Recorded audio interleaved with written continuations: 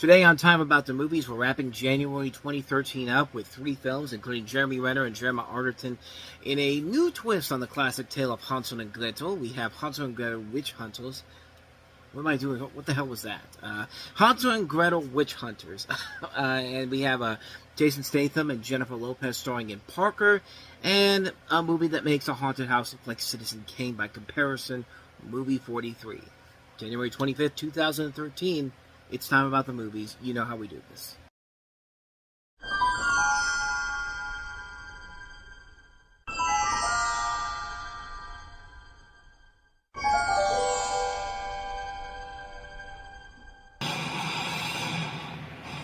You gotta be kidding me. And welcome to Time About the Movies. Today we are taking a look at the 3 films that make up January 25th, 2013. And we are starting off with Hansel and Gretel Witch Hunters. I don't know why I do that with Gretel. I just don't, for some reason, I can't say Gretel with Hansel without saying Hansel and Gretel. Just a weird tick I have. But in this, Jeremy Renner and Gemma Arterton are the siblings from the fairy tale of Hansel and Gretel, who are now growing up and work together to exterminate witches for hire. So it's basically the Brothers Grimm, except instead of the Brothers Grimm being the heroes in this, it's Hansel and Gretel. Hey, I did it that time, but yeah, I thought this was a fun movie overall. It's silly, it's stupid, but it is still a ton of fun regardless. It is a movie that is very entertaining in its campiness and its silliness, and it's a precursor to what this director, Tommy Wirkola, would do later on with Violent Night, which I think is a masterpiece a Christmas classic overall. Not really a masterpiece, but a great great Christmas movie that came out a couple of years ago. But you get a sense of what he does with that movie in this film. Not perfected all the way through here, but Jeremy Renner and Gemma Arterton are very good in here. You also have Famke Janssen and Peter Stormare in here. And it's a movie that does deliver what it promises in terms of the silliness, the campy material, the over-the-top fun factor. It's definitely in this movie overall. It's a movie that I would say is not it's not a classic by any means necessary, but in the month of January, you're looking for just anything to keep you invested. We had that last week with The Last Stand. Here's another one that I thought worked very well. Hansel and Gretel Witch Hunters.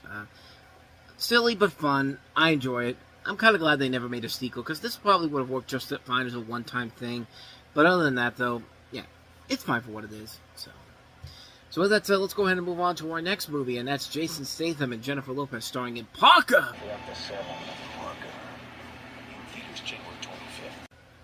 Had to throw in the little J. Jonah Jameson in there for that. I mean, what else am I going to do that with a movie called Parker? But what that trailer does not show you is this particular scene. I don't know what you're into, but whatever it is, you're gonna need somebody who knows the territory. Take off your clothes. What? I have to know if you wear it a while. Don't ask me any questions because I'm only going to tell you what I want to.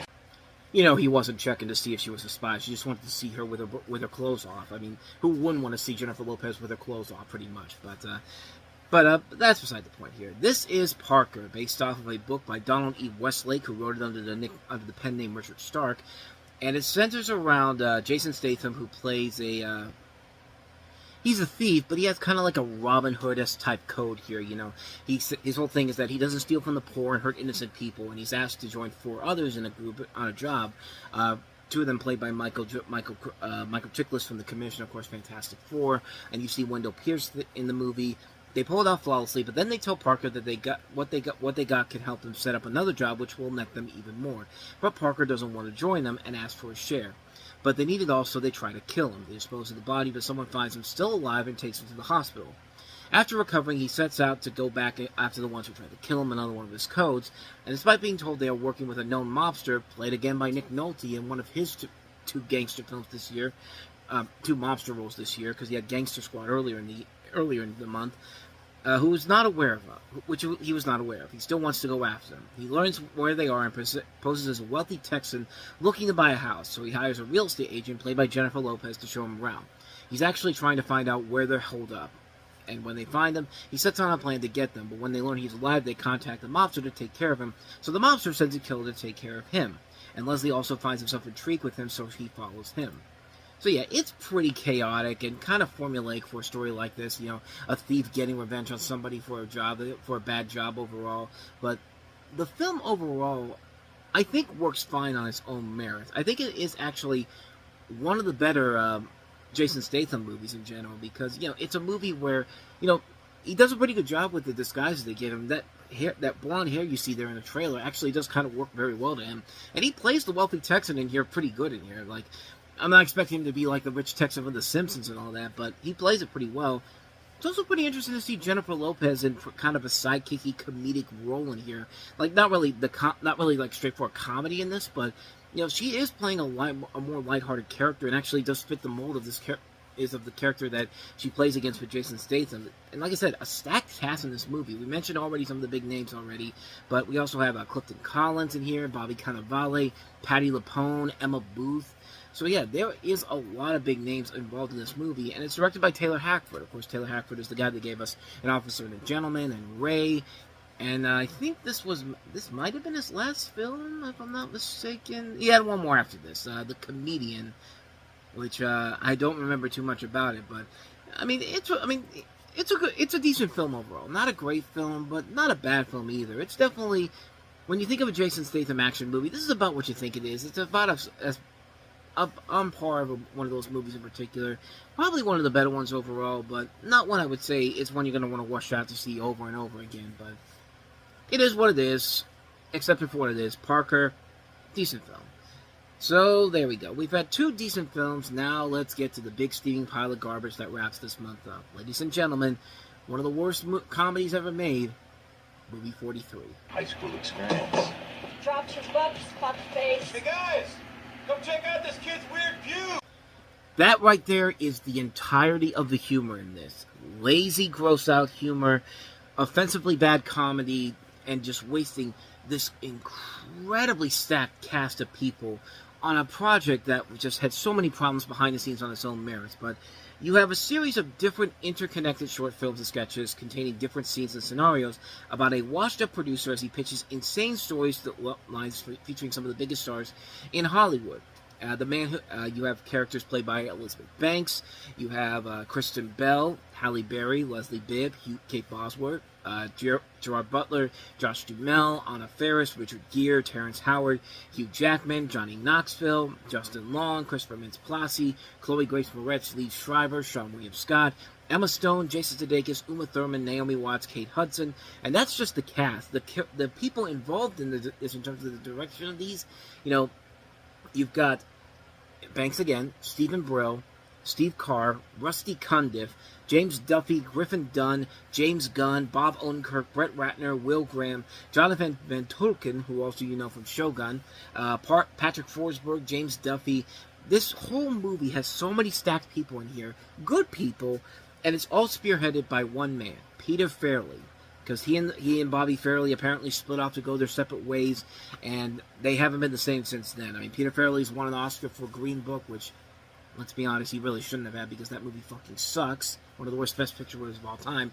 But this film is definitely a very bad film.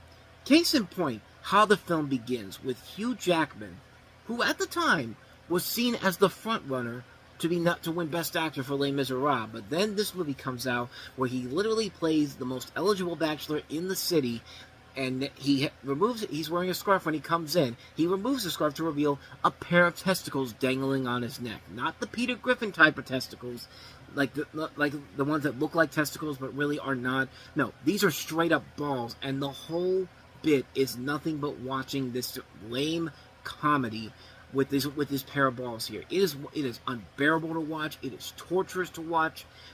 It's just an indication of how bad this movie is. Not only for the film itself, because every single segment is terrible, but the way this thing came together. Like, the whole thing about this movie is that they had everybody trying to get involved in this. They had Colin Farrell attached at one point.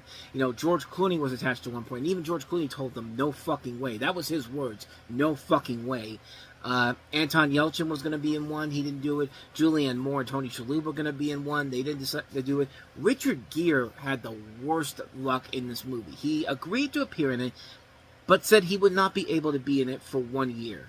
And then Gere later contacted him saying that he was available to shoot the film, but on the condition that they do it in 4 days, relocate the shoot to Los Angeles to New York, and they did every single thing he wanted to.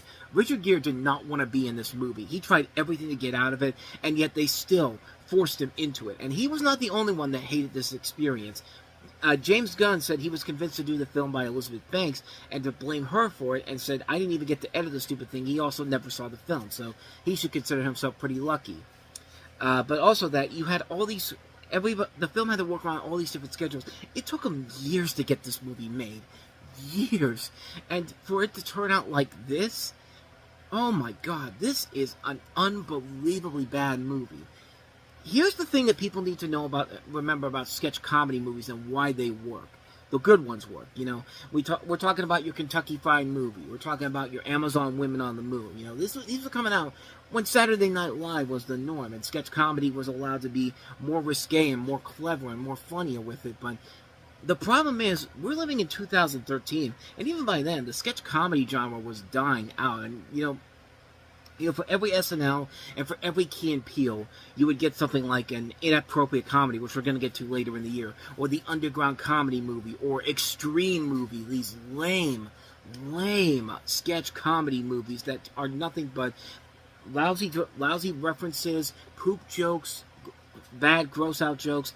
I mean, this one's probably even worse than all those because of all the stacked names they had in here, and how the producers and the people who made this were so hell-bent on getting this movie made that they literally threatened it. They were literally threatening, almost doing the equivalent of threatening people to get this made. That's how bad this movie is. Like, it's a mess. It's an ungodly mess of a movie. It's a terrible film on so many levels. I mean, what more do you got to say about it? Movie 43, one of the worst comedies ever made, one of the worst movies you'll ever see. I got nothing else for you. Movie 43. If you haven't seen it, do yourself a favor and just don't. Be glad that you haven't. And thus, with all that said, we wrap up another episode of Time About the Movies. We'll jump into February on the next episode for Super Bowl weekend with a couple of decent films. We have actually a really good film, including Warm Bodies, which has Nicholas Hoult as a zombie who wants to fall in love with a human. That's directed by the guy who did 50-50. Sylvester Stallone joins Arnold Schwarzenegger and Jason Statham in new action films to start the year off with Bullet to the Head. We also have Stand Up Guys with Robert De Niro, I think. I know Christopher Walken is in this one too, but I think it's Robert De Niro, before they even look at it, Alan Arkin and Christopher Walken. I got two of them. Christopher Walken, Alan Arkin, and Al Pacino. Al Pacino is in this one. Directed by the guy who was playing an Indian guy in Short Circuit. Javari from Short Circuit directed this movie. So, will that mean a good thing or a bad thing? We're going to find out tomorrow. So we'll take a look at those three films tomorrow on the show. But with all that said, thank you so much for watching this. I hope you enjoyed it. If you did, please go ahead and do me the honors of hitting that like button, that subscribe button, and that notification button.